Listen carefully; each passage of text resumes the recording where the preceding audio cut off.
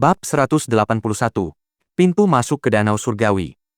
Yi Xiang menatap Qin Wentian sambil berkata, "Saudara Qin, meskipun klan Ouyang dan Istana Kaisar Azur sama-sama terletak di benua Azur, tingkat kekuatan mereka tidak dapat dibandingkan satu sama lain.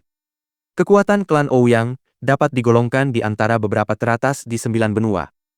Tidak hanya itu, di antara semua generasi muda klan Ouyang, saudara Ouyang dapat dianggap sebagai salah satu talenta terbaik mereka, dengan kedua jiwa astralnya terkondensasi dari lapisan surgawi keempat." Jantung Qin Wentian berdebar kencang saat ia melirik Ouyang Guangsheng. Sangat jarang seseorang memadatkan kedua jiwa astral mereka dari lapisan surgawi keempat. 9 benua memang tempat yang dipenuhi harimau yang mengintai dan naga yang tersembunyi. "Berhentilah menjilatku, lihat umurku, aku bahkan belum masuk Yuanfu.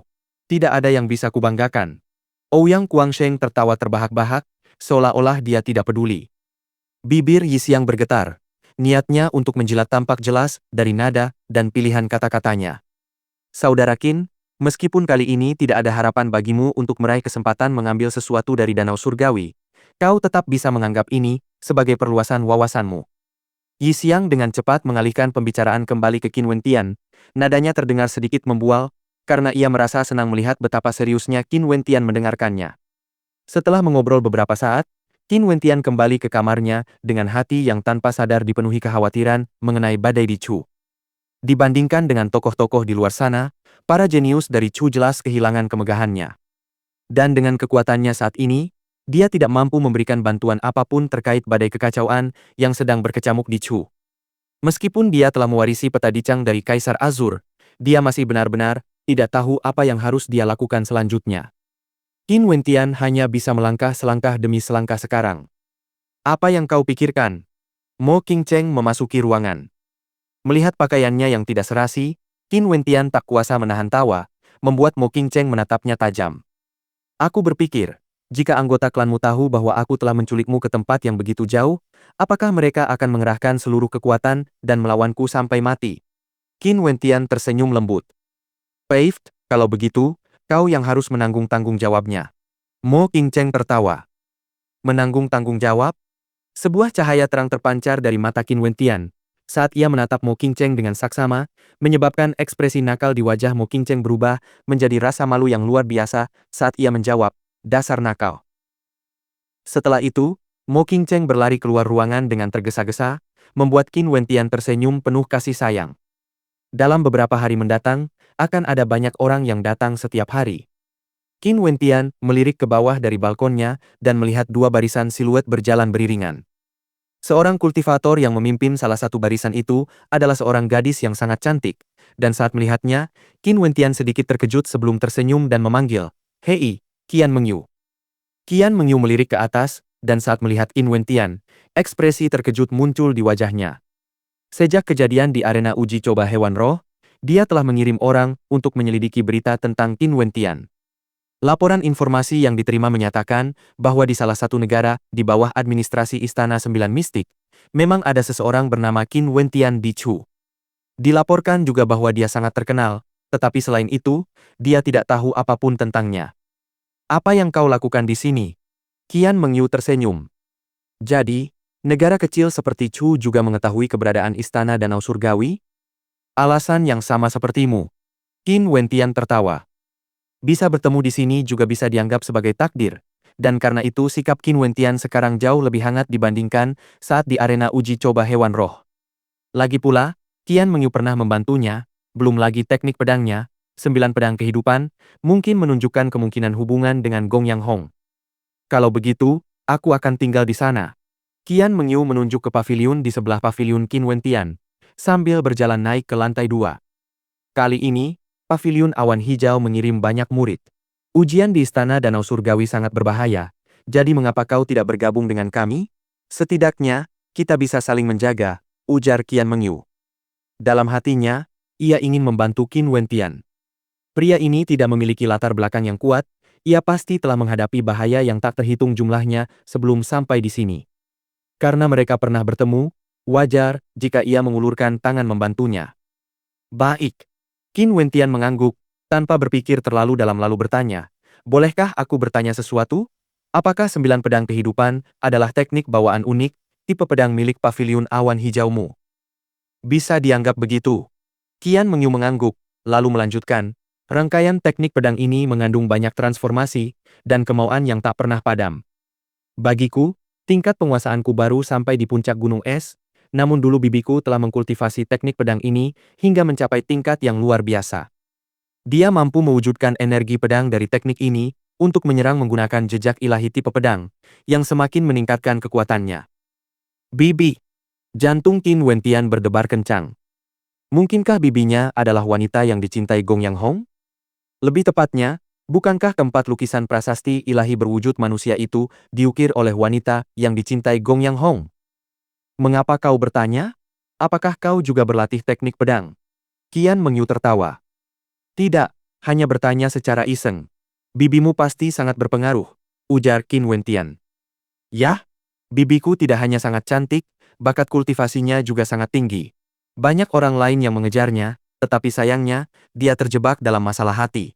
Qian Mengyu menghela napas, sebelum menegang. Mengapa dia membicarakan hal-hal seperti itu dengan Qin Wentian?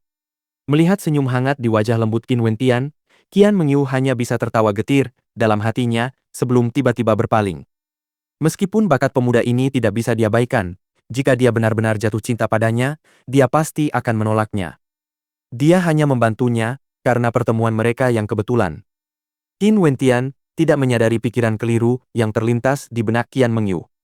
Melihat bahwa Qian Mengyu tidak lagi tertarik untuk melanjutkan percakapan, ia pun berbalik dan berjalan kembali ke kamarnya ketika melihat Mo Qingcheng duduk dengan tenang di sana. Aku pernah bertemu dengannya secara kebetulan, dan ada kemungkinan besar dia memiliki hubungan dengan senior Gong Yang, jelas Qin Wentian. Mo Qingcheng menatapnya sambil mengangguk dan tertawa. Suara tawanya sangat menawan. Qin Wentian mengambil salah satu dari 4 lukisan yang diberikan oleh Gong Yang Hong. Lukisan ini tak lain adalah lukisan prasasti ilahi 9 pedang kehidupan. Namun, prasasti yang terukir di lukisan itu hanya berisi semacam konsep. Tidak ada cara untuk menggunakannya untuk tujuan menyerang. Qin Wentian pernah menerima ingatan tentang jejak ilahi sebelumnya. Jika dia bisa memanfaatkan beberapa jejak tingkat 3 yang rumit yang tersimpan dalam ingatannya, betapa dahsyatnya serangannya nanti? Qin Wentian telah menetapkan di masa lalu bahwa jejak ilahi dan teknik bawaan memiliki akar yang sama. Matanya perlahan berbinar, tetapi kegembiraannya segera digantikan oleh ekspresi gelisah. Jika dia ingin menggunakan jejak ilahi tingkat 3 sebagai serangan langsung, kekuatan di balik gerakan tersebut akan sangat dominan. Kelemahannya adalah hal itu akan membutuhkan banyak energi yuan ilahi miliknya. Sebelum memasuki Yuan Fu, dia hanya akan mampu melakukan serangan semacam ini paling banyak beberapa kali sebelum kehabisan energi. Senyum lembut muncul di wajah Mo Qingcheng saat melihat ekspresi serius Qin Wentian yang sedang merenung.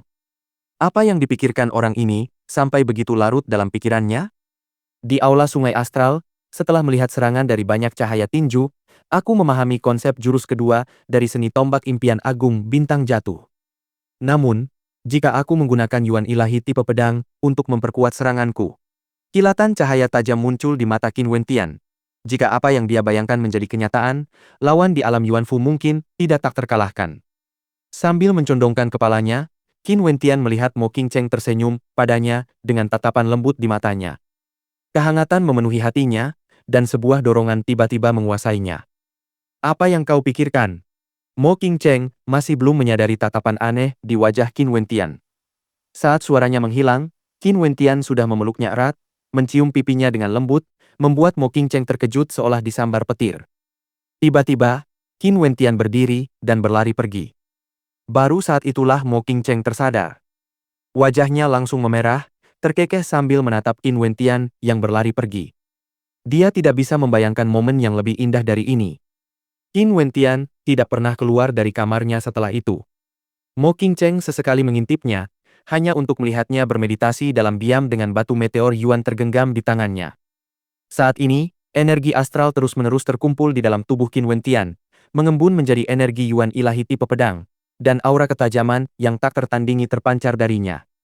Semua serangan pedangnya sangat tajam, dan jika dia meningkatkan serangan yang ada dengan tipe pedangnya saat ini, energi Yuan ilahi, kekuatan serangannya pasti akan meningkat ke level yang lebih tinggi.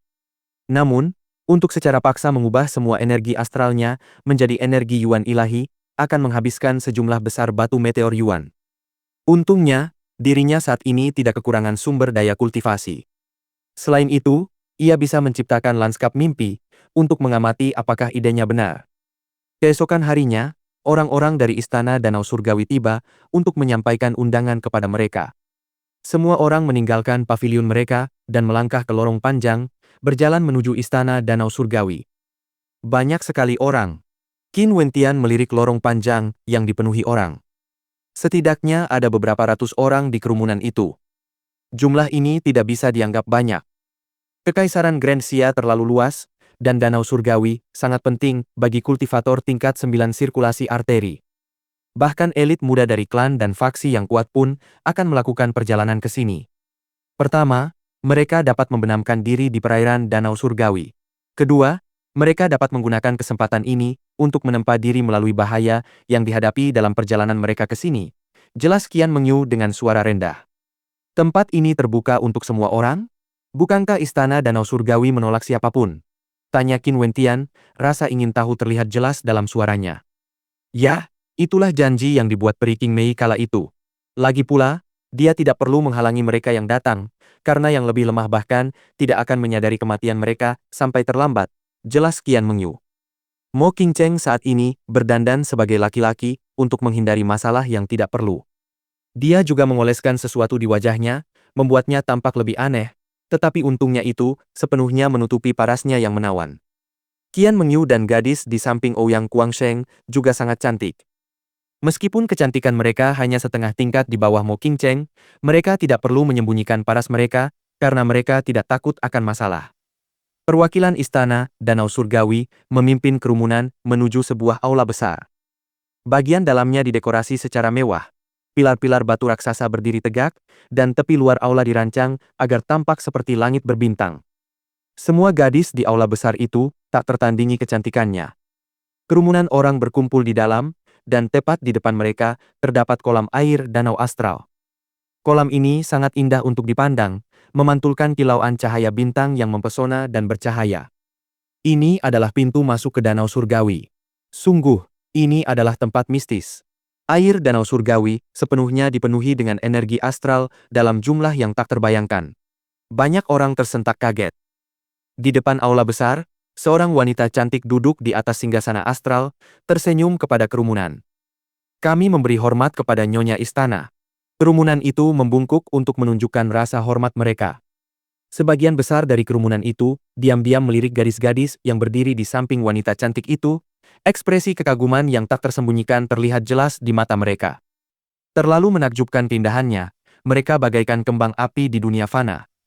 Hanya dengan berdiri di sana saja, sudah membuat orang-orang di kerumunan merasa malu akan inferioritas mereka sendiri.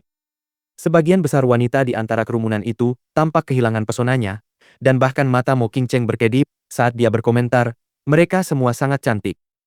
Akhirnya, kita menemukan seorang wanita yang penampilannya sebanding denganmu. Qin Wentian menyenggol Mo Qingcheng, berbisik di telinganya, yang membuat Mo Qingcheng memutar matanya. Ya, tapi bukankah sikapnya agak dingin? Baik. Qin Wentian mengangguk ringan. Wanita yang mereka hadapi memberikan kesan sedingin es dan acuh tak acuh kepada siapapun. Dari penampilannya, sepertinya mustahil untuk mendekatinya. Bab 182. Bahaya di area pemurnian. Usia Nyonya Istana tidak dapat ditentukan hanya dengan melihat fitur wajahnya. Terdapat desas-desus bahwa dia adalah penerus Peri King Mei, tetapi tidak ada yang tahu apakah hal itu benar atau tidak. Setelah Peri King Mei memutuskan untuk hidup menyendiri, ia menciptakan Istana Danau Surgawi dan menerima murid perempuan, serta mewariskan pengetahuan dan tekniknya dari generasi ke generasi. Meskipun demikian, orang luar jarang melihatnya. Seolah-olah ia telah benar-benar memahami semua urusan duniawi dan keterikatan duniawi. Pada saat itu, Nyonya Istana Danau Surgawi tersenyum dan mengangguk kepada kerumunan. Jika kalian ingin memasuki Danau Surgawi, kalian semua harus sudah memahami bahaya di dalamnya. Aku ingin tahu berapa banyak dari para elit muda di sini yang berasal dari kekuatan transenden 9 benua. Gadis muda di sini berasal dari benua Azur. Saya Ouyang Guangsheng dari klan Ouyang. Tuan klan saya ingin menyampaikan salam kepada Peri King Mei. Ouyang Guangsheng berseru lugas sambil melangkah maju. Setelah itu, gadis di sampingnya juga berbicara, benua angin, Jiang Ting dari klan Jiang, menyampaikan salam kepada Nyonya Istana. Ouyang Guangsheng adalah sosok yang blak-blakan dan terus terang, sementara wanita itu memancarkan aura kesombongan yang samar. Ini adalah watak alaminya, dan bukan karena ketidaksopanan terhadap Nyonya Istana. Keturunan klan Ouyang dan Jiang, silakan duduk. Nyonya Istana tersenyum sambil mengangguk. Kursi-kursi telah disiapkan oleh mereka dari Istana Danau Surgawi sejak tadi. Ouyang Guangsheng dan Jiang Ting tidak berpura-pura sopan santun saat mereka duduk, dengan anggota klan masing-masing berdiri di belakang mereka. Tak disangka Ouyang Guangsheng ternyata bersama Jiang Ting. Kilatan aneh melintas di mata banyak orang. Klan Ouyang dan klan Jiang, semuanya adalah kekuatan transenden di 9 benua. Aula Raja Binatang, Shiki. Shiki menyatakan dengan acuh tak acuh sambil melangkah maju. Kerumunan pun riuh. Jelas, mereka yang berasal dari kekuatan tingkat transenden di 9 benua berada di atas rekan-rekan mereka, semuanya agung dan pemandangan yang mengagumkan. Anda diberi tempat duduk. Nyonya Istana tertawa. Benua perang, Wang Xiao dari klan Wang.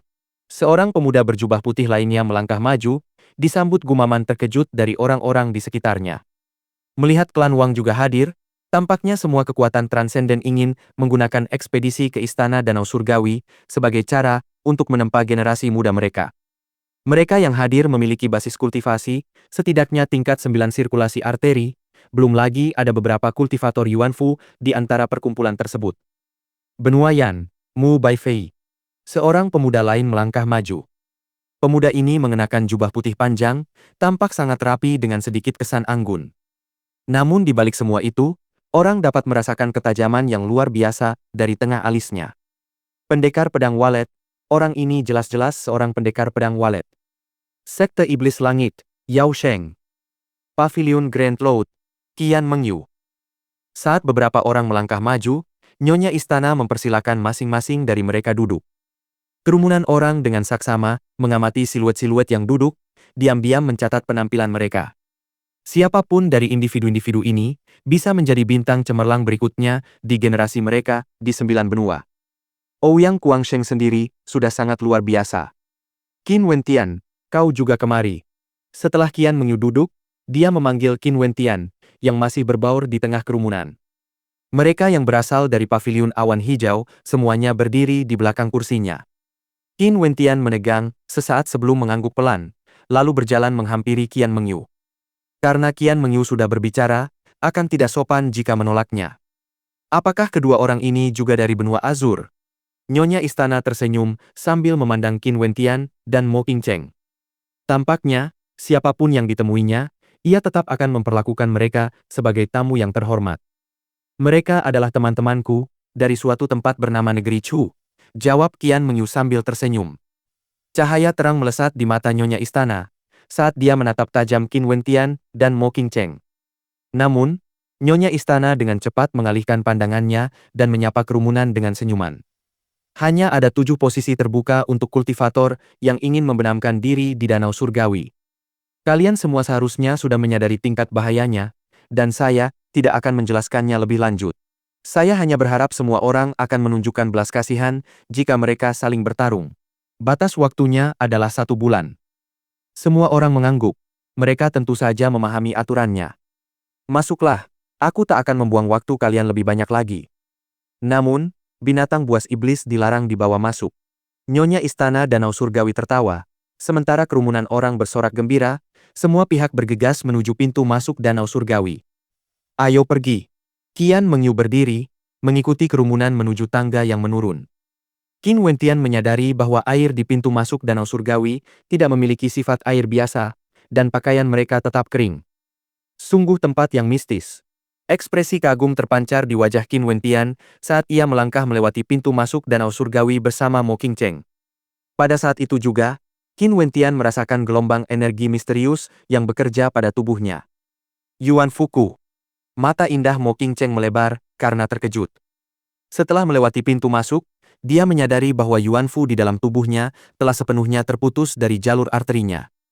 Saat mereka sepenuhnya melangkah ke dalam air, Qin Wentian dan yang lainnya menemukan bahwa tangga itu masih terlihat, seolah-olah mereka telah dipindahkan ke ruang lain yang dipenuhi cahaya astral yang gemerlap.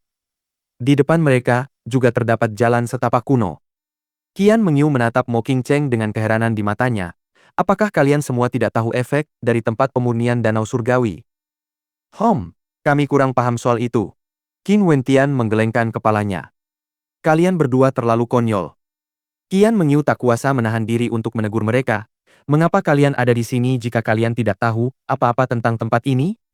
Arena pemurnian istana danau surgawi mirip dengan arena uji hewan roh dan juga merupakan salah satu dari 18 arena uji kekaisaran Xia Agung. Ada gelombang energi misterius yang akan menyegel Yuanfu, para kultivator Yuanfu. Setelah melangkah masuk, kultivator di alam Yuanfu akan berada di puncak sirkulasi arteri. Mereka tidak dapat menikmati sejumlah besar energi astral dari tetesan Yuan yang tersimpan di dalam Yuanfu mereka. Jika bukan karena ini, tidak akan ada gunanya bagi kultivator di alam sirkulasi arteri untuk datang ke sini.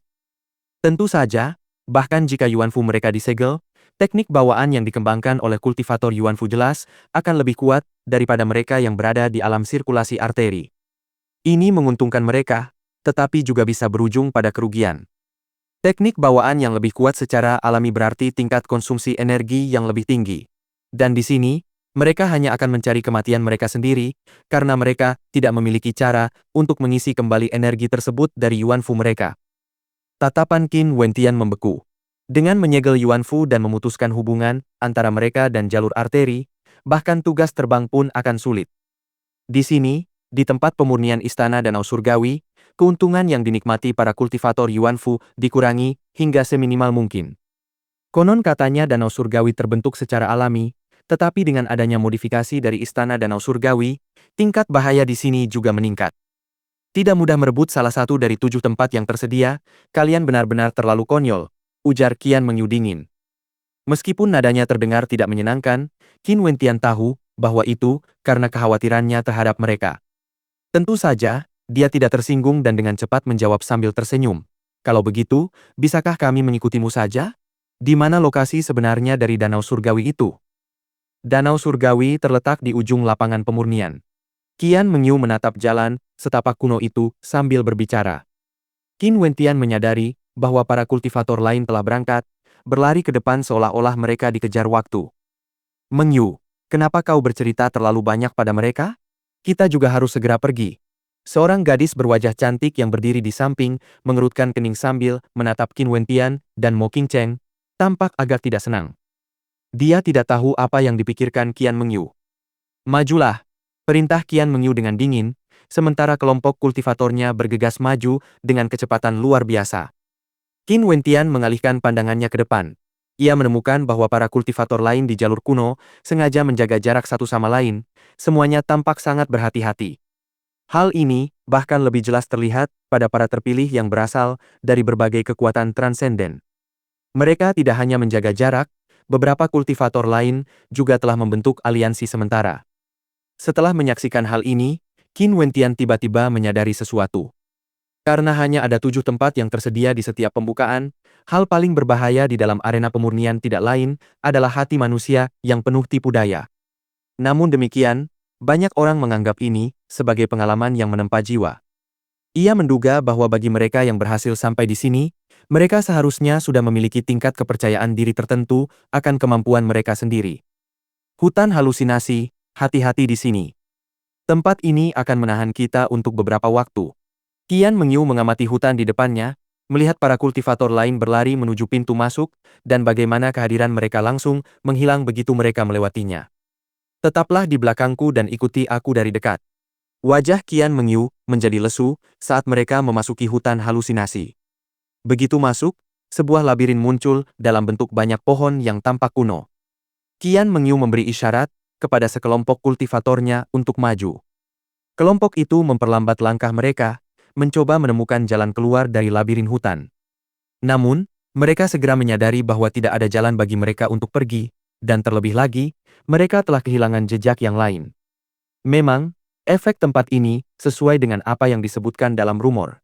Qian Mengyu menambahkan, arena pemurnian adalah tempat untuk bertarung demi kelangsungan hidup yang terkuat. Keberuntungan tidak pernah diperhitungkan sebagai faktor. Apa yang harus kita lakukan sekarang? Seseorang bertanya kepada Qian Mengyu. Kita akan beristirahat di sini, di tempat semula, kata Qian Mengyu sambil duduk di atas rumput. Di tengah kesunyian hutan halusinasi, tekanan mencekik terasa memancar dari dalam, memberikan perasaan yang sangat menyeramkan. Suara gemerisik terdengar, dan Qian Mengyu menegang sambil menatap waspada ke sekelilingnya. Tak lama kemudian, sederetan siluet muncul di pandangannya.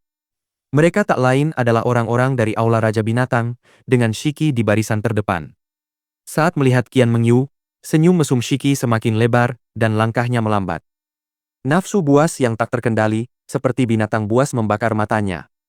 Qian Mengyu mengerutkan kening, sambil berkata dengan dingin, "Shiki, mungkinkah Aula Raja Binatangmu ingin berkonflik dengan paviliun awan hijauku? Aku jamin itu bukan keputusan yang baik." "Oh, begitu ya?" Senyum jahat di wajah Shiki semakin melebar. Qian Mengyu mengalihkan pandangannya, hanya untuk melihat sekelompok sosok lain muncul. Yao Sheng dari Sekte Iblis Langit. Qian Mengyu membeku, wajahnya berubah sangat buruk. Aula Raja Binatang dan Sekte Iblis Langit, sama-sama, merupakan kekuatan transenden di benua iblis. Sungguh tak disangka mereka benar-benar bersekutu. "Kau hanya bisa menyalahkan nasib burukmu sendiri," kata Yao Sheng dengan nada sinis, sebelum melirik Qin Wentian. Tentu saja, dia masih ingat orang ini, dan pertemuan mereka sebelumnya di arena uji coba hewan roh kala itu. "Lari," bisik Qian Mengyu, menyebabkan para kultivator lainnya gemetar ketakutan. Terlepas dari waktu yang kurang tepat ini, Qian Mengyu bertindak dengan sangat tegas. Pasukan sekutu benua iblis tidak akan mampu memusnahkan mereka semua dalam sekali serang jika mereka semua memilih untuk melarikan diri daripada bertempur secara langsung. "Kalian semua, aku ingin dia hidup-hidup." Shiki menunjuk ke arah Mo Qingcheng, yang berdiri di samping Qin Wentian, sementara dia sendiri bergerak mendekati Qian Mengyu, nafsu terlihat jelas di matanya. "Sekarang!" teriak Qian Mengyu, dan para kultivator paviliun awan hijau seketika berpencar ke segala arah. Qin Wentian dan Mo Qingcheng juga berlari ke tempat lain secara acak. Hahaha! Langkah kaki Shiki menyebabkan getaran hebat mengguncang bumi, dan dia melompat ke udara. Dengan lolongan penuh kebencian, gelombang suara yang mengerikan meledak, dan wujud ilusi seekor singa buas muncul di udara. Tepat sebelum mendarat di tanah, tinjunya menghantam dengan brutal, mengandung kekuatan luar biasa di baliknya. Karena lolongan singa sebelumnya, seorang kultivator dari kelompok Qian Mengyu tidak dapat bereaksi tepat waktu, dan ketika dia akhirnya sadar, tinju Shiki telah mengenainya, menghancurkan kepalanya berkeping-keping.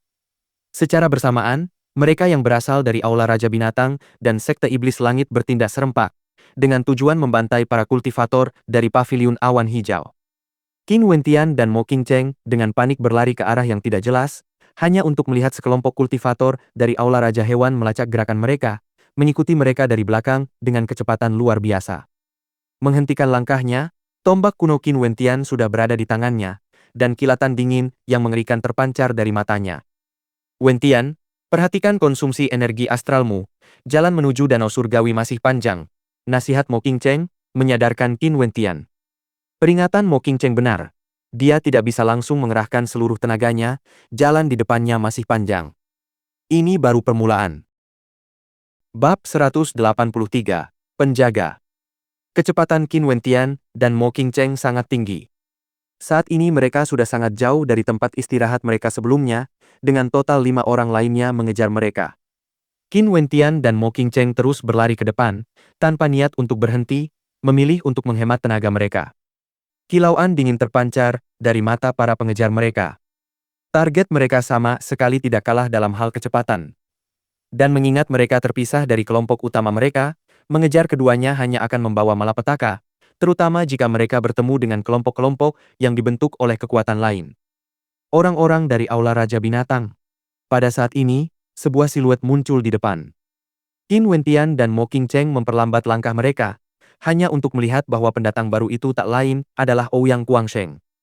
"Ouyang Guangsheng, masalah ini tidak ada hubungannya denganmu." Saat itu, kelima ahli dari Aula Raja Binatang telah mengepung Qin Wentian dan Mo Qingcheng. Setelah mengamati sekeliling, mereka akhirnya merasa lega ketika melihat Ouyang Guangsheng bertindak sendirian, tanpa anggota klan lainnya. Namun Ouyang Guangsheng terlalu percaya diri untuk berpikir bahwa dia akan memilih bepergian sendirian. Ouyang Guangsheng tertawa sambil menyilangkan tangannya di depan dada, memasang ekspresi seolah-olah dia hanya ada di sana untuk menonton pertunjukan. Kilatan cahaya tajam terpancar dari mata pemimpin kelompok 5 orang dari Aula Raja Binatang, sementara ekspresi yang sangat dingin muncul di wajahnya. Bunuh pria itu. Roger. Jubah keempat orang lainnya berkibar saat energi iblis memancar dari tubuh mereka. Dua di antara mereka bergerak menuju Qin Wentian, sementara dua lainnya menuju Mo Qingcheng. Tombak kuno Qin Wentian sudah berada di tangannya, kilatan cahaya iblis yang dingin terpancar dari matanya, begitu dingin hingga menembus tulang. Tatapan iblis menggantikan ekspresi sebelumnya, dan niat membunuh yang mengerikan menyembur keluar darinya, membuat jubahnya berkibar di udara. Dua kultivator yang berjalan menuju Qin Wentian menyerang secara bersamaan. Salah satu dari mereka menyerang Qin Wentian. Tangannya berubah menjadi cakar elang, dan wujud ilusi elang muncul di udara.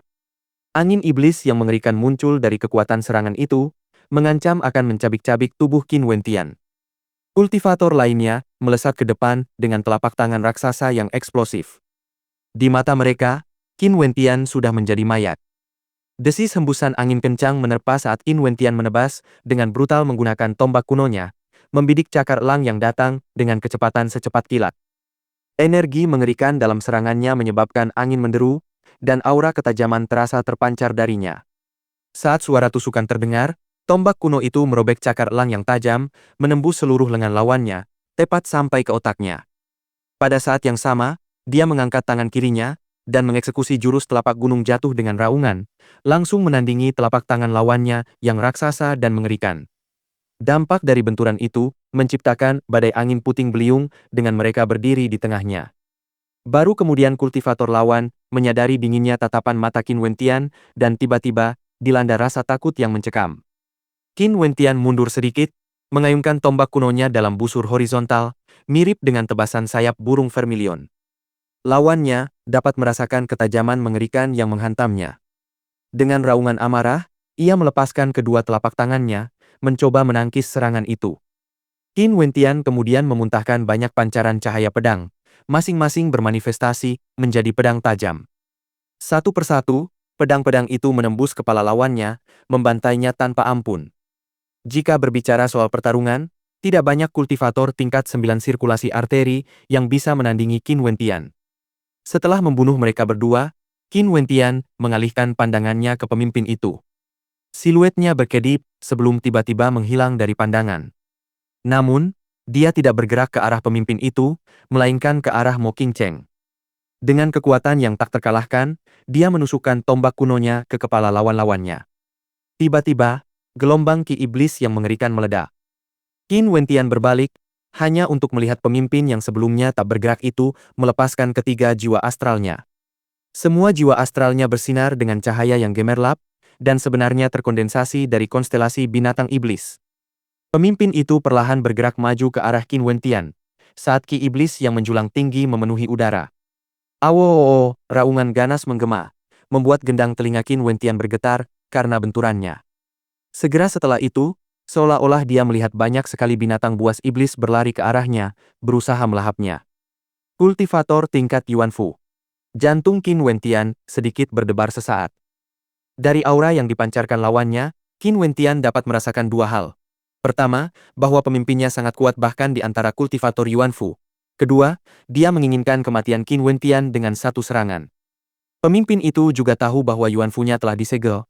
Itulah sebabnya dia memilih untuk menggunakan teknik bawaan yang begitu kuat, yang membutuhkan tingkat konsumsi energi yang tinggi. Dia lebih memilih membunuh Qin Wentian dengan satu pukulan daripada memperpanjang pertarungan. Lagi pula, dia menyadari bahwa Mo Qingcheng juga berada di alam Yuanfu.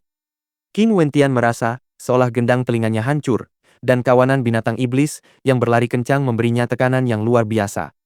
Darah Qin Wentian mendidih, saat ki iblis yang menyembur keluar dari tubuhnya semakin kuat. Melangkah maju, dia berubah menjadi bayangan buram, dan meluncurkan teknik bintang jatuhnya. Kekuatan tak terbendung yang dihasilkan bertabrakan langsung dengan teknik bawaan lawannya. Boom, boom, boom. Kekuatan dahsyat pukulan lawannya bagaikan badai topan yang menerjang tubuhnya. Namun, fisiknya saat ini sudah sebanding dengan binatang buas iblis dan memiliki daya tahan yang sangat tinggi. Bergerak seperti bayangan yang kabur, dia terus maju dengan tombak kunonya tanpa rasa takut. Gemuruh benturan balik yang mengerikan melemparkan tubuh Qin Wentian ke belakang, kekuatan pukulannya begitu dahsyat sehingga dibutuhkan dua pohon besar untuk mematahkan momentumnya. Sambil mengerang, dia memuntahkan seteguk darah, ki iblis yang begitu melimpah membuat seluruh atmosfer terasa mencekam. Tubuh pemimpin Yuanfu itu tidak lagi bergerak, karena tombak kuno telah menembus tenggorokannya. Dia mati dengan mata terbuka lebar, tidak pernah menyangka bahwa di bawah tekanan teknik bawaan terkuatnya, Qin Wentian yang seharusnya berada dalam bahaya besar, masih mampu melawan hingga sejauh itu. Mo Qingcheng juga telah selesai menghadapi lawan-lawannya. Berjalan menuju Qin Wentian, dia mengambil pil obat dan memasukkannya ke dalam mulutnya. Qin Wentian menelan pil itu sambil memperhatikan Mo Qingcheng yang gugup, sebelum tersenyum dan meyakinkannya, "Aku baik-baik saja." Meskipun tersenyum, Qin Wentian tidak bisa membiarkan dirinya sedikit pun merasa puas. Pertempuran yang baru saja dihadapinya telah membuka matanya terhadap bahaya di arena pemurnian ini. Hebat! Ouyang Kuangsheng menatap Qin Wentian dengan saksama, mengagumi keindahan serangan terakhir yang dilancarkannya. Ouyang Kuangsheng tahu bahwa jika dialah yang menghadapi pemimpin Yuanfu, dia bisa menghindari cedera, tetapi tidak seperti Qin Wentian, konsumsi energi astralnya pasti akan lebih tinggi. Arena pemurnian itu seperti maraton hidup dan mati. Cedera kecil tidak masalah selama tidak terlalu banyak menguras energi astral yang tersimpan di dalam tubuh mereka. Qin Wentian tentu memahami logika ini, itulah sebabnya dia tidak keberatan menderita kerusakan sebagai imbalan atas kematian lawannya, belum lagi dia sudah tahu bahwa Mo Qingcheng memiliki beberapa pil pemulihan dan pelet obat. Mengangguk pada Ouyang Kuangsheng, Qin Wentian tidak melanjutkan pembicaraan. "Seandainya kita tidak berada di sini sekarang, aku pasti sudah mencarimu untuk bertukar kiat, haha." Ouyang Kuangsheng tertawa sambil pergi, berencana mencari anggota partainya. Di sini, bahkan jika Ouyang Kuangsheng sangat percaya diri dengan kemampuannya sendiri, tidak ada jaminan dia akan selamat sendirian jika dia mengamuk di awal perjalanannya di tempat pemurnian Danau Surgawi. Dianggap lebih aman untuk pergi sendirian menjelang akhir perjalanan, setelah kekuatan pasukan sekutu lainnya berkurang. Lagi pula, hanya ada 7 tempat yang tersedia, dan di tempat di mana bahaya mengintai di setiap sudut ini, sejarah telah membuktikan bahwa banyak talenta luar biasa akan gugur. Qin Wentian dan Mo Qingcheng juga meninggalkan area tersebut. Lagi pula, area itu dipenuhi mayat, jadi baru setelah berpindah lokasi mereka duduk untuk mengatur kondisi mereka. Qin Wentian memberikan beberapa batu meteor Yuan kepada Mo Qingcheng. Di tempat pemurnian, seseorang hanya dapat mengisi kembali persediaan energi astral mereka sendiri dengan bergantung pada batu meteor Yuan. Namun pada saat itu, tiba-tiba terdengar suara gemerisik. Qin Wentian segera menoleh ke arah suara itu, jantungnya berdebar kencang. "Oh, kakak Qin, jadi kaulah dia." Yi Xiang muncul sambil tertawa saat mendekat. Qin Wentian menyadari bahwa Yi Xiang bersama beberapa orang lainnya, tampak seolah-olah mereka telah membentuk aliansi. Pemimpin yang mengenakan pakaian putih, dengan wajah tampan dan lembut, tak lain adalah Mu Baifei, pendekar pedang dari benua Yan. "Bukankah kakak Qin bersama dengan orang-orang dari Paviliun Awan Hijau? Mengapa kau terluka?" Yi Xiang melirik Mo Qingcheng sambil bertanya. Meskipun Yi Xiang sangat ramah, Qin Wentian masih merasa curiga padanya. Kemudian dia mengangguk sambil menjawab, "Kami terjebak dalam penyergapan dan terluka akibatnya. Tanpa Paviliun Awan Hijau, aku khawatir akan jauh lebih berbahaya bagi kakak Qin dan Nona Mo untuk bepergian sendirian. Begini saja, aku akan membantu menengahi atas nama kalian, jadi mengapa tidak bergabung dengan aliansi kami?" ujar Yi Xiang. Qin Wentian berpikir sejenak, melirik Mo Qingcheng, tetapi akhirnya setuju. Sekalipun dia tidak peduli pada dirinya sendiri, dia tidak akan dengan egois membiarkan Mo Qingcheng berada dalam bahaya karena kurangnya kekuatan. Bepergian sendirian, sementara semua orang membentuk aliansi, memang akan menjadi keputusan yang gegabah. "Jangan khawatir, karena kita memiliki kedekatan. Serahkan ini padaku," kata Yi Xiang dengan gagah berani sambil berlari ke arah Mu Baifei, berbincang dengannya sebelum melambaikan tangannya untuk memberi isyarat kepada Qin Wentian dan Mo Qingcheng agar datang menghampiri. Qin Wentian dan Mo Qingcheng menghampiri mereka. Ada 18 orang dalam aliansi ini, yang bisa dianggap cukup besar dari segi jumlah. Namun, jelas bagi Qin Wentian bahwa ini hanyalah awal dari ujian di arena pemurnian. Untuk saat ini, bergabung dengan aliansi yang kuat sama dengan keamanan. Tetapi ketika akhir perjalanan sudah dekat, aliansi pasti akan runtuh begitu orang-orang saling bertarung.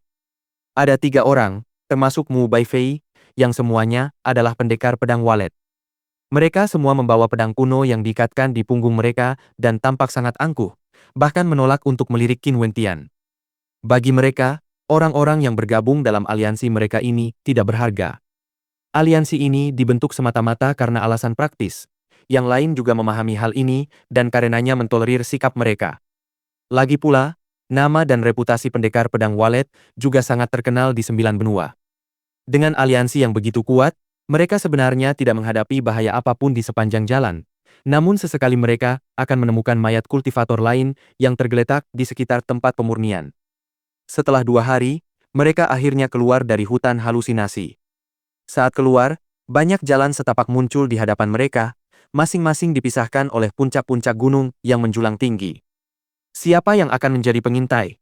Tanya seorang pendekar pedang walet yang berdiri di samping Mu Baifei. Nada suaranya dingin dan acuh tak acuh, terdengar seolah-olah dia lebih tinggi dari yang lain. Saudara Qin, kalau begitu kami harus merepotkanmu. Yi Xiang tersenyum pada Qin Wentian. Qin Wentian menatap Yi Xiang, matanya menyipit sesaat sebelum kembali normal. Jangan khawatir, kakak Qin. Kedua orang ini akan menemanimu, dan kami akan segera bergegas jika ada penyergapan. Yi Xiang menunjuk kedua orang lainnya di sisinya sambil berbicara, membuat mereka juga mengerutkan kening. Baiklah. Qin Wentian setuju. Aku akan ikut denganmu. Mo Qingcheng melangkah maju, berdiri di samping Qin Wentian. Oh, kita tidak butuh banyak orang untuk melakukan pengintaian. Yi Xiang tertawa. Qin Wentian menoleh ke belakang, meliriknya dengan dingin sebelum memegang tangan Mo Qingcheng, berjalan maju tanpa mempedulikan orang-orang di belakangnya. Qin Wentian tidak ingin lagi berada dalam aliansi ini.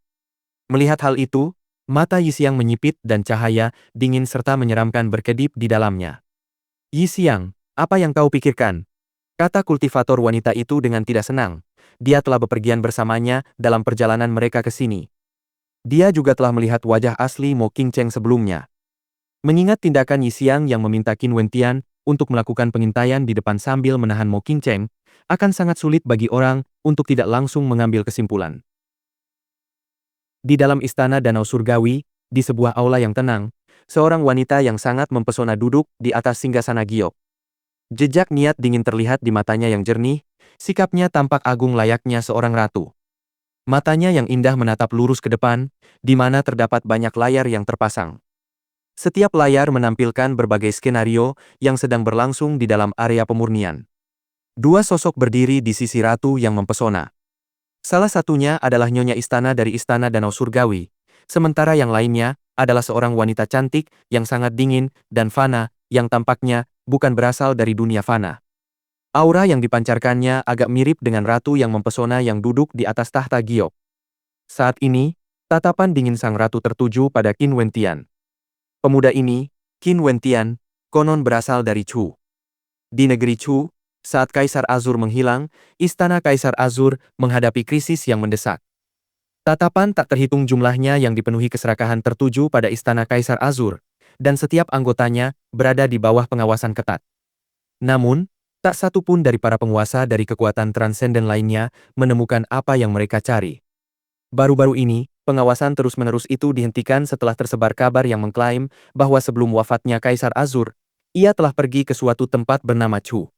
Pada saat ini, sudut bibir ratu yang dingin dan mempesona itu melengkung membentuk senyum yang tidak menyenangkan.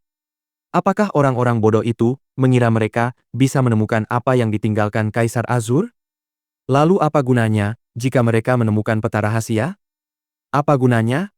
Masih ada wanita itu yang berjaga, mempertahankan pos pemeriksaan terakhir. Akankah seorang kaisar baru lahir dari istana Kaisar Azur? Gumam sang ratu. Berdiri di sampingnya, nyonya istana tanpa sadar bergidik. Namun, kecantikan yang fana itu tetap tenang, dan tanpa perubahan ekspresi sedikit pun, seolah-olah penampilannya yang angkuh dan acuh tak acuh akan selalu tetap seperti itu. Bab 184. Monumen Mata Air Kuning. Memilih jalan kuno secara acak, Qin Wentian dan Mo Qingcheng melanjutkan perjalanan mereka. Di luar dugaan, perjalanan berjalan lancar dan mereka tidak menemui kesulitan apapun. Setelah menyusuri jalan setapak untuk beberapa saat, Mereka menemukan bahwa banyak jalan setapak di depan akhirnya menyatu membentuk jalan utama yang lebar. Lebih jauh di depan, mereka melihat beberapa petani sudah berdiri di sana, dengan pandangan tertuju ke depan. Ouyang Guangsheng, tak heran perjalanan melalui jalur ini begitu lancar. Qin Wentian dan Mo Qingcheng menghentikan langkah mereka tepat di tempat berbagai jalur bertemu. Mengalihkan pandangan mereka ke depan, mereka dapat melihat mayat beberapa kultivator lain berserakan, mewarnai tanah dengan warna merah darah. Boom! Tiba-tiba, Qin Wentian merasakan darah di tubuhnya berdenyut kencang, membuatnya khawatir.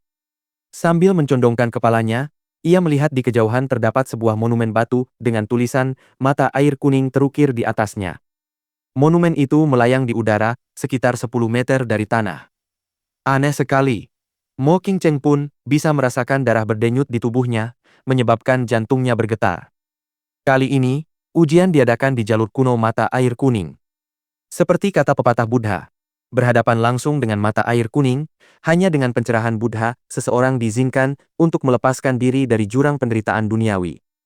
Hanya dengan menoleh ke belakang Anda akan dapat melihat pantai, bertobatlah dan Anda akan diselamatkan. Rumor mengatakan bahwa jika seseorang berhadapan langsung dengan jalur kuno mata air kuning selama ujian istana danau surgawi, ia pasti harus berbalik dan mencari jalur lain. Banyak kultivator lain memiliki ekspresi tidak menyenangkan di wajah mereka. Karena sejak awal semua jalur yang berbeda akhirnya berkumpul di sini, ini berarti bahwa setiap kultivator yang memasuki tempat pemurnian istana danau surgawi akan berakhir di sini juga. Jika seseorang tidak berani melangkah maju, mereka dapat berbalik, bertobat dan melihat pantai, dan jalan lain akan terbuka bagi mereka. Inilah makna di balik pepatah Buddha sebelumnya.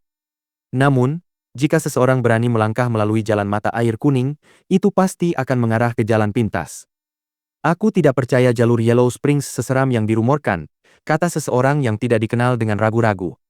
Setelah itu, dia melangkah maju, memilih untuk memasuki jalur tersebut, namun melakukannya dengan sangat hati-hati.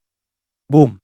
Darah di seluruh tubuhnya berdenyut, saat ia merasakan intensitas gelombang, darahnya meningkat secara eksplosif. Saat melangkah maju, wajahnya pucat pasi dan pembuluh darahnya terlihat menonjol di sekujur tubuhnya. Dengan melepaskan jiwa astralnya, cahaya astral menyelimuti tubuhnya dengan pancaran pelindung. Dia mengertakkan giginya dan terus perlahan melangkah maju. Boom! Dentuman darahnya menyebabkan detak jantungnya meningkat. Seluruh wajahnya tertutup warna merah darah saat teror tergambar di wajahnya. Suara dentuman terdengar saat jantungnya berdetak kencang. Mundur. Sebuah gagasan muncul di benaknya saat ia mundur dengan kecepatan gila. Namun, denyut nadinya semakin mengkhawatirkan, akhirnya mencapai puncaknya dengan jeritan yang mengerikan. Para kultivator lain hanya melihat pembuluh darahnya meledak, dan seperti air mancur, darahnya menyembur keluar, jatuh seperti hujan dari awan. Jantungnya adalah yang terakhir meledak, dan yang tersisa darinya hanyalah gumpalan darah yang berantakan. Mari kita berbalik, kata Jiang Ting, yang berada di samping Ouyang Guangsheng. Menemukan mata air kuning adalah kesempatan langka. Jika kita mampu melewati ini, kita pasti akan mencapai danau surgawi. Aku ingin mencobanya. Saat melangkah maju, keberanian Ouyang Guangsheng melambung tinggi. Raut wajah Jiang Ting berubah, saat ia dengan cepat berkata dengan persuasif, Guangsheng, jangan bertindak impulsif. Jiang Ting, jika kalian semua ingin berbalik, kalian duluan saja tanpa aku. Ouyang Guangsheng tertawa terbahak-bahak sambil terus berjalan maju. Sama seperti sebelumnya, denyut nadinya meningkat, dan detak jantungnya pun berakselerates. Seolah-olah embusan angin kencang menerpa jalan setapak kuno itu. Darah Ouyang Guangsheng mendidih, tetapi langkahnya dipenuhi tekad yang tak tergoyahkan, memancarkan aura keberanian saat ia melangkah maju. Lalu apa masalahnya jika dia harus menghadapi mata air kuning? Karena dia sudah memutuskan untuk masuk, dia tidak akan pernah berbalik. Bahkan jika dia akhirnya mati, biarlah. Mereka yang berasal dari klan Ouyang dan Jiang sangat gugup saat mereka menatap pemuda yang diberkahi bakat luar biasa ini. Kelemahan Ouyang Guangsheng adalah dia terlalu impulsif, dan tidak peduli apapun konsekuensinya. Selama dia membulatkan tekadnya, kemauannya tidak akan pernah goyah, terlepas dari apa yang dikatakan atau dilakukan orang lain. Bahkan jika jalan di mata air kuning ini menuju neraka, dia tetap akan bertekad untuk menempuhnya. Saat berhadapan langsung dengan mata air kuning, bertobatlah dan kamu akan diselamatkan, namun dia dengan keras kepala menolak untuk berbalik. Jika aku menemui ajalku di sini, carilah orang yang lebih baik. Ouyang Guangsheng telah melangkah maju ke bawah monumen mata air kuning. Ekspresi tekadnya tetap tak berubah, rambut panjangnya berayun-ayun tertiup angin, seolah-olah ia tak memiliki kekhawatiran lain di dunia ini. Jantung Jiang Ting berdebar kencang karena tingkah laku Ouyang Guangsheng. Ouyang Guangsheng menghentikan langkahnya dan melepaskan jiwa astralnya. Melihat gerakannya, jantungnya serasa mau copot, hanya untuk melihat beberapa saat kemudian Ouyang Guangsheng terus maju perlahan, seolah setiap langkah yang diambilnya adalah sebuah prestasi yang sangat menantang. Lambat laun, posisi Ouyang Guangsheng semakin menjauh dari monumen mata air kuning. Dengan usaha yang terlihat jelas, dia memutar tubuhnya sambil tersenyum kepada Jiang Ting dan yang lainnya. Pergi. Jiang Ting dan yang lainnya hanya bisa mengangguk setuju. Apa yang harus kita lakukan? Mo Qingcheng menatap ke arah Qin Wentian. Aku juga ingin mencobanya. Qin Wentian menatap Mo Qingcheng, membuatnya terkejut dengan jawabannya. Namun, ia segera pulih dan sambil tertawa berkata, kalau begitu aku akan menemanimu. Tidak, tunggu aku di sini. Jika aku tidak mampu bertahan, aku akan kembali. Qin Wentian dengan lembut mencubit hidung Mo Qingcheng sambil tersenyum. Dia tidak ingin Mo Qingcheng terlalu khawatir. Baiklah. Mo Qingcheng mengangguk. Qin Wentian berbalik dan menuju ke monumen mata air kuning. Detak jantungnya meningkat seiring darahnya mendidih dan bergejolak. Alasan Qin Wentian ingin mencoba ini adalah karena tekanan yang terpancar dari jalur mata air kuning. Dia bisa merasakan kekuatan garis keturunannya sendiri berdenyut beresonansi.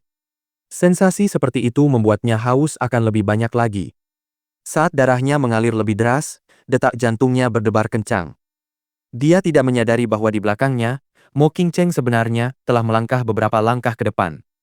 Qin Wentian samar-samar merasakan bahwa ia tidak mampu mengendalikan kekuatan batas garis darahnya lebih lama lagi. Luapan energi itu melonjak, sementara rambutnya berubah menjadi hitam pekat, tertiup angin. Saat suara gemuruh darah yang mengalir semakin keras, ia dapat merasakan aliran energi yang tak terhitung jumlahnya di dalamnya. Akhirnya, ia tiba di titik di bawah monumen mata air kuning. Menghentikan langkahnya, ia menutup matanya sambil mengarahkan persepsinya ke dalam tubuhnya. Seolah-olah ada seekor anjing laut berwarna darah yang melompat-lompat kegirangan. Dan dari aura yang dipancarkan anjing laut darah itu, ia dapat merasakan jumlah energi yang mengerikan yang terkandung di dalamnya. Apakah ini perwujudan fisik dari batas garis darah? Jantung Qin Wentian bergetar. Ia tak menyangka bahwa ia benar-benar berhasil merasakan alasan resonansi garis darahnya.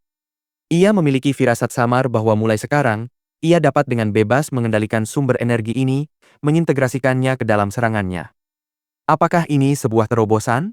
Sebuah kemajuan dalam peningkatan level garis keturunannya. Sambil mencondongkan kepalanya, pandangan Qin Wentian berubah merah darah, saat tekanan dahsyat menyembur keluar, begitu besar hingga terasa seolah bisa mencapai langit. Ia memiliki garis keturunan tingkat raja, bagaimana mungkin monumen sederhana ini mampu menggoyahkannya? Jejak-jejak berwarna darah yang tak terhitung jumlahnya membubung ke udara, terbang menuju monumen mata air kuning. Pada saat itu, monumen tersebut bersinar dengan cahaya merah menyala, bergetar saat terbang menuju Qin Wentian, seolah-olah kedua kekuatan tersebut sedang berkonfrontasi. Mo Qingcheng memucat-pucat saat menyaksikan pemandangan itu, gugup hingga jantungnya terasa tercekik. Dia menggigit bibirnya hingga darah mengalir, melangkah maju lagi melawan tekanan yang luar biasa. Pada saat ini, Qin Wentian masih belum menyadari tindakan Mo Qingcheng. Jejak yang berasal dari segel darahnya menghantam monumen batu, dan kecepatan monumen itu secara bertahap melambat sementara cahaya merah menyala yang tadinya gemerlap menjadi redup. Mo Qingcheng merasakan tekanan itu semakin melemah, dan saat mengangkat kepalanya, dia melihat monumen itu jatuh dari udara dan mendarat di depan Qin Wentian, karena tekanan sudah tidak lagi terpancar darinya. Apa? Garis keturunanku benar-benar bisa mengendalikan monumen ini? Keheranan muncul di wajah Qin Wentian. Dia merasa bahwa entah bagaimana dia telah membentuk sebuah ikatan yang mengikatnya dengan monumen mata air kuning. Dengan sangat cepat, Qin Wentian menyimpan monumen itu ke dalam cincin interspasialnya. Mata Mo Qingcheng yang memikat berkedip. Ini. Ouyang Guangsheng menoleh untuk menyaksikan konfrontasi itu, begitu terkejut hingga ia terpaku di tempatnya. Qin Wentian benar-benar telah menaklukkan monumen mata air kuning? Qin Wentian menenangkan kekuatan batas garis darahnya, lalu kembali ke sisi Mo Qingcheng. Dia melihat jejak darah dan bekas gigitan di bibirnya, dan dia merasa sangat tersentuh mengetahui bahwa dia telah melangkah ke jalur mata air kuning karena mengkhawatirkannya. Gadis bodoh. Qin Wentian menangkup wajah Mo Qingcheng dengan kedua tangannya. Mo Qingcheng tersenyum manis sambil menjawab, "Ayo kita pergi." "Baiklah." Qin Wentian mengangguk setuju. Namun, sesaat kemudian, terdengar suara langkah kaki dan beberapa siluet muncul dari salah satu jalan setapak. Kekaguman terpancar di wajah para pendatang baru saat melihat Qin Wentian dan Mo Qingcheng. "Kau baik-baik saja?"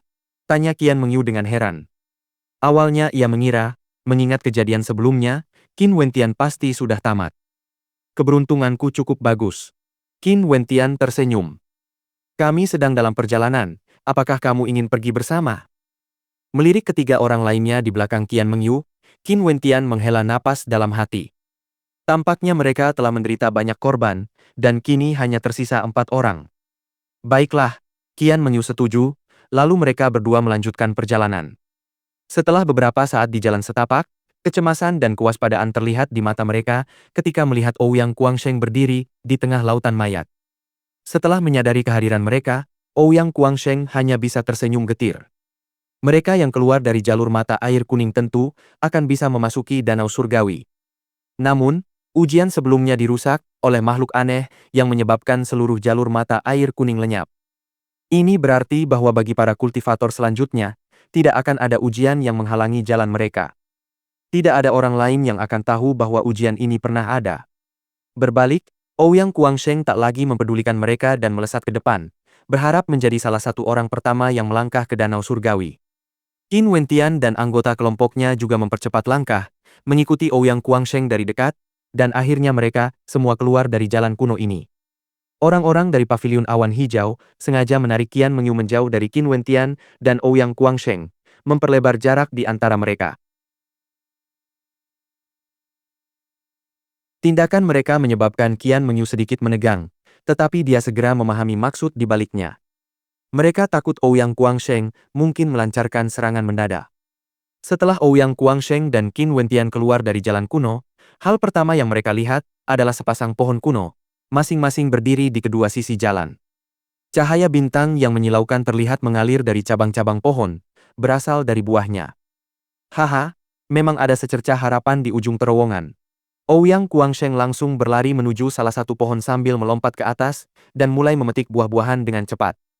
Qin Wentian bertatap muka dengan Mo Qingcheng saat mereka berlari menuju pohon lain untuk memetik buahnya.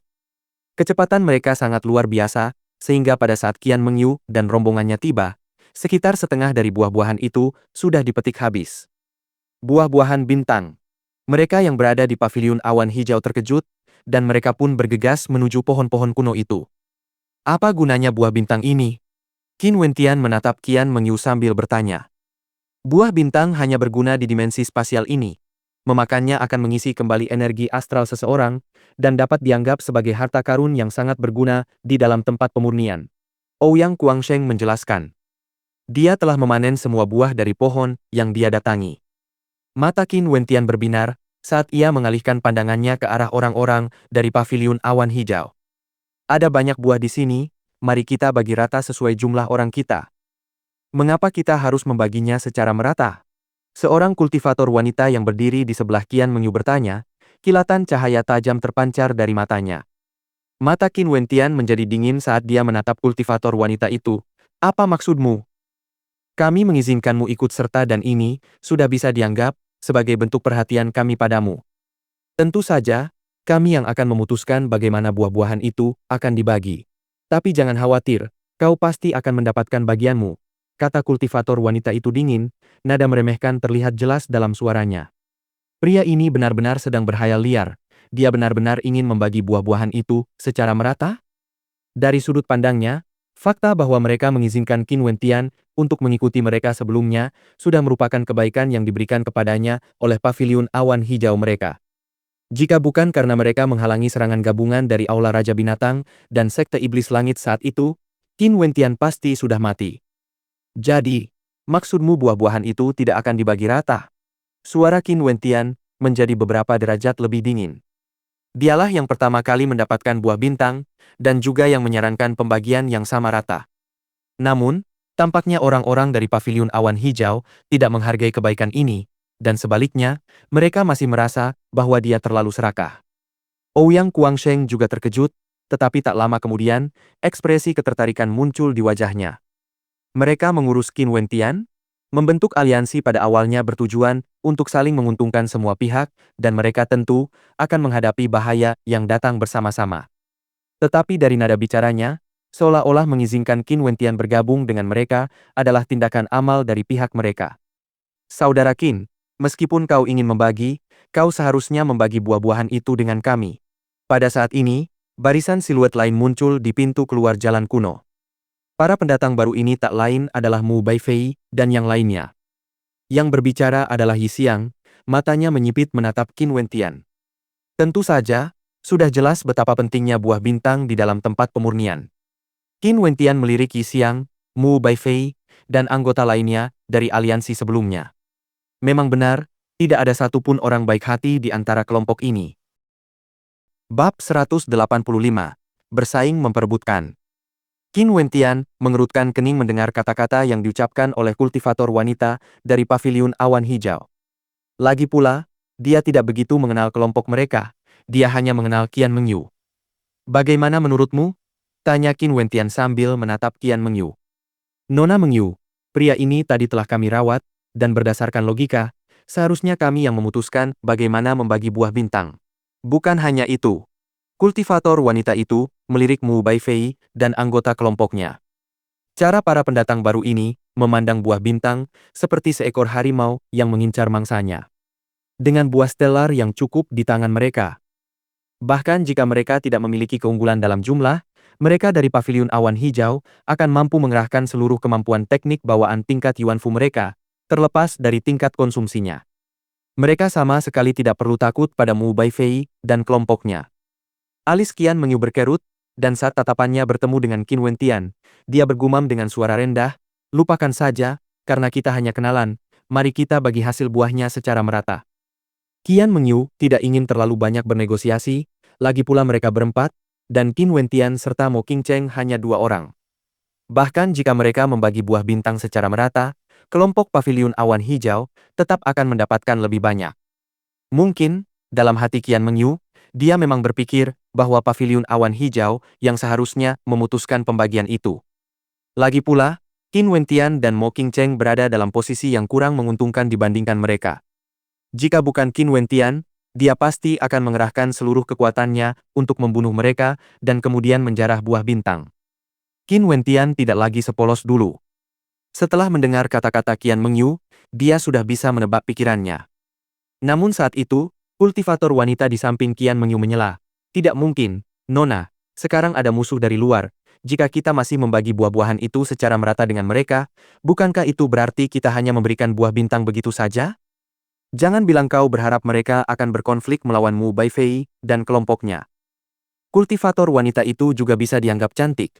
Penampilannya lembut dan indah, tetapi melihat ekspresinya saat ini, Qin Wentian hanya merasa jijik. Dengan beberapa buah bintang di tangannya, Qin Wentian berjalan maju untuk menyerahkannya kepada Qian Mengyu. Jangan khawatir, kami tidak akan melibatkan Paviliun Awan Hijaumu. Adapun buah-buahan ini, anggap saja ini hadiahku untukmu. Setelah berbicara, dia mengalihkan pandangannya ke arah 3 kultivator lain dari Paviliun Awan Hijau, dan berkata dengan dingin, karena kalian semua begitu bersikeras untuk membagi buah bintang, atas dasar apa kalian merasa aku harus membaginya dengan kalian? Akulah yang mendapatkan buah-buahan ini. Jika kalian ingin mencoba merebutnya, silakan saja. Qin Wentian menarik Mo Qingcheng menjauh, kemarahannya terlihat jelas oleh semua orang. Dasar bajingan tak tahu terima kasih, melupakan bantuan kami sebelumnya, begitu kau menemukan harta karun. Jika bukan karena kami, apakah kau masih hidup? Niat membunuh terpancar di mata kultivator wanita itu, saat dia menunjuk lurus ke arah Qin Wentian. Amarahnya mendidih hingga maksimal. Qin Wentian terlalu kurang ajar. Diamlah, jawab Qin Wentian dingin.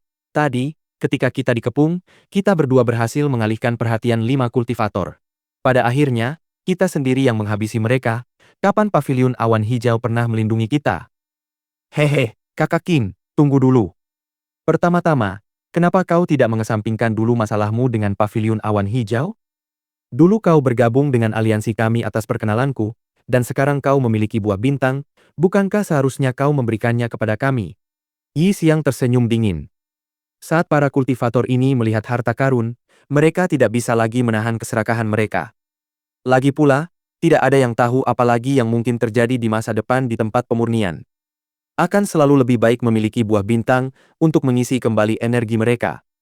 Qin Wentian melihat Ouyang Guangsheng berdiri santai di samping, seolah sedang menonton pertunjukan.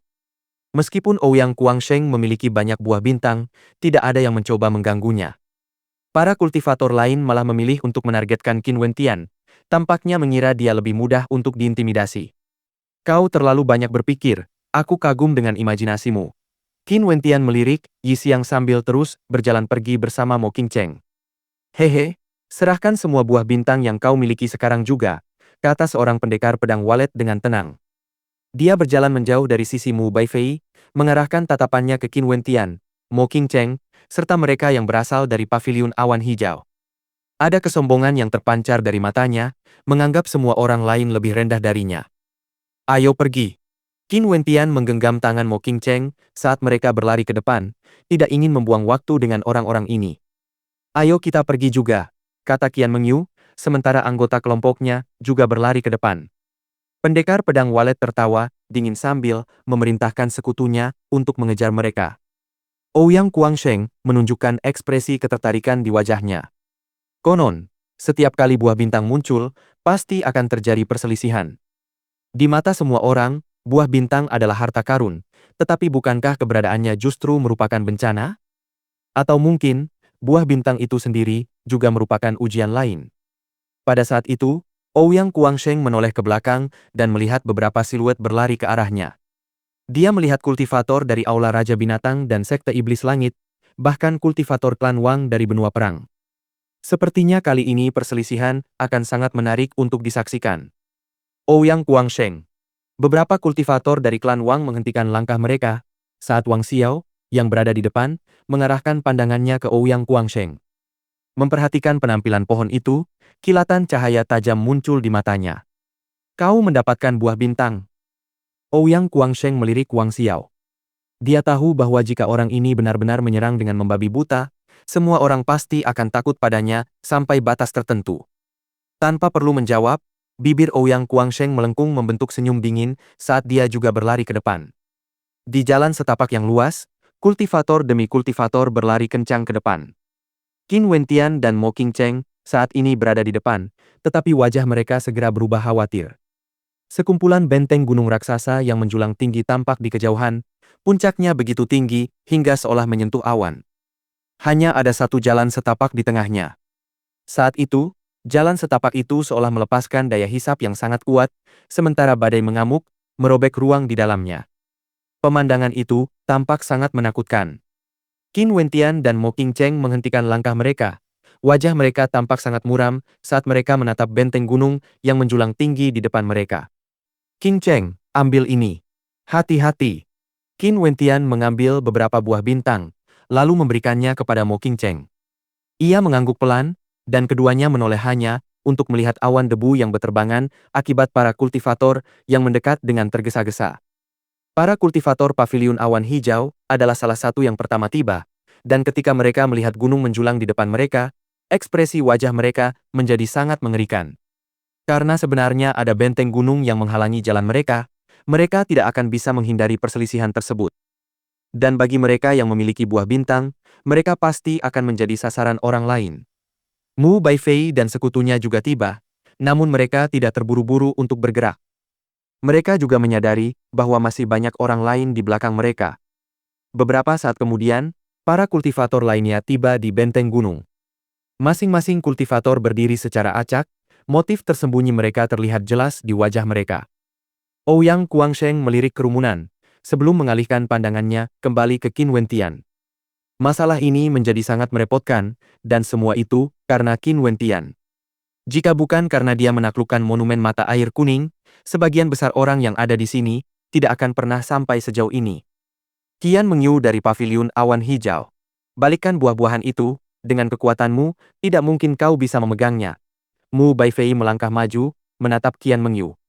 Nada meremehkan terdengar dalam suaranya saat dia dan dua pendekar pedang walet lainnya menghunus pedang mereka. Pada saat itu, ki pedang yang sangat tajam terasa merobek ruang, mengalir deras ke arah keempat kultivator dari paviliun awan hijau. Cobalah.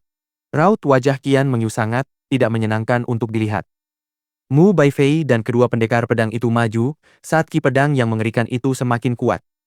Niat pedang yang mencekik memenuhi udara saat jiwa astral mereka dilepaskan, membanjiri area tersebut dengan cahaya yang menyilaukan. Para pendekar pedang walet secara alami memadatkan jiwa astral tipe pedang.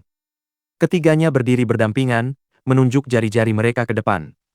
Sesaat kemudian, puluhan juta pedang tajam terwujud menjadi badai dahsyat yang berterbangan.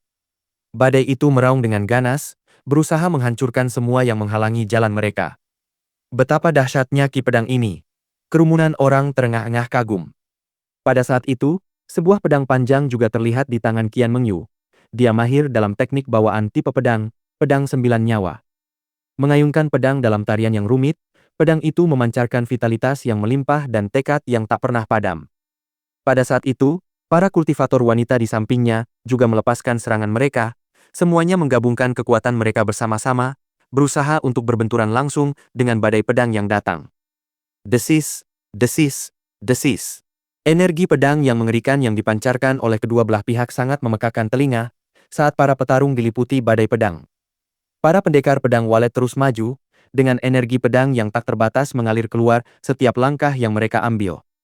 Mereka mengayunkan jari-jari pedang mereka tanpa henti, menumpuk niat pedang mereka yang mengerikan, saling bertumpuk, menjadi semakin kuat. Qin Wentian berdiri menyaksikan pertarungan mereka, diam-diam merenungkan bahwa mereka memang pendekar pedang yang berasal dari kekuatan transenden. Salah satu dari ketiganya sudah cukup untuk mendominasi siapapun yang pernah berpartisipasi dalam perjamuan Junlin, termasuk dirinya sendiri di masa lalu. Namun saat ini, Qin Wentian tidak merasa lebih lemah dibandingkan mereka. Qin Wentian saat ini dibandingkan dengan Qin Wentian di masa lalu. Siapa yang tahu berapa kali lipat lebih kuatnya dia sekarang dibandingkan dulu. Saudara Qin, kau bisa menyaksikan sendiri betapa kuatnya pendekar pedang walet. Orang bijak akan menerima keadaan. Kami tidak akan mempermasalahkan jika kau menyerahkan buahnya sekarang. Yi Xiang berjalan maju, berdiri di depan Qin Wentian sambil berbicara dengan suara rendah, dengan senyum jahat terlukis di wajahnya. Qin Wentian melirik Yi Xiang, jawabannya hanya satu kata, pergi sana. Wajah Yi Xiang berubah muram, dan sikapnya menjadi menyeramkan. Menatap Qin Wentian sebelum melirik Mo Qingcheng, dia berkata, Saudara Qin, tidak apa-apa jika kau ingin mati, tetapi mengapa kau harus menyeret gadis secantik ini bersamamu?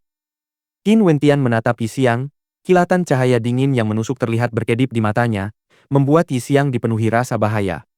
Pemuda yang tampak harmonis itu, ternyata mampu mengeluarkan tekanan seperti itu saat marah. Kami akan menyerahkan buah-buahan itu. Tepat pada saat ini, di medan perang yang agak jauh, Qian Mengyu dan anggota kelompoknya dipaksa mundur hingga ke benteng gunung oleh 3 pendekar pedang walet.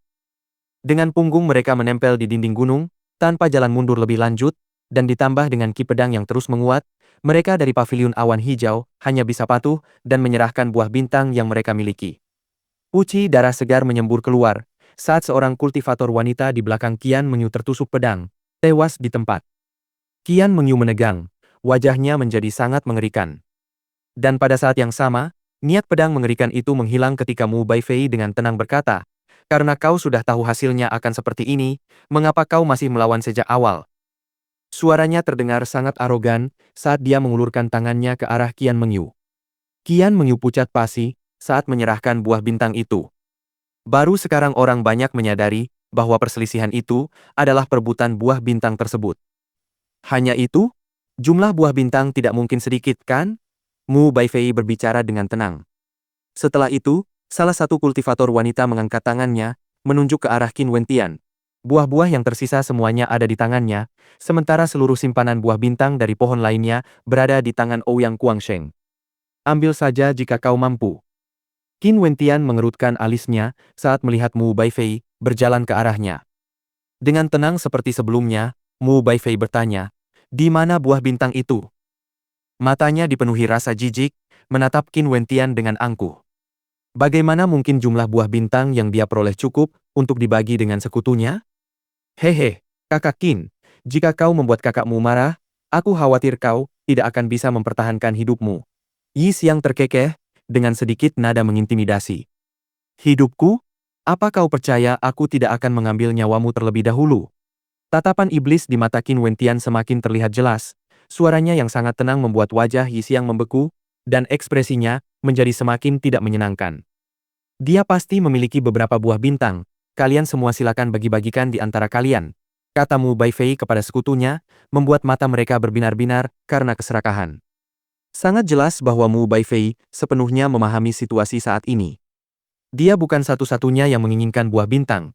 Masih banyak orang lain dari berbagai kekuatan transenden yang mengincar buah-buahan itu, seperti harimau yang mengintai mangsanya. Kekuatan aliansinya masih belum cukup untuk memiliki seluruh kumpulan harta karun ini sendirian.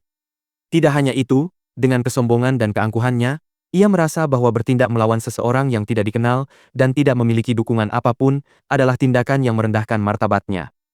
Bersambung.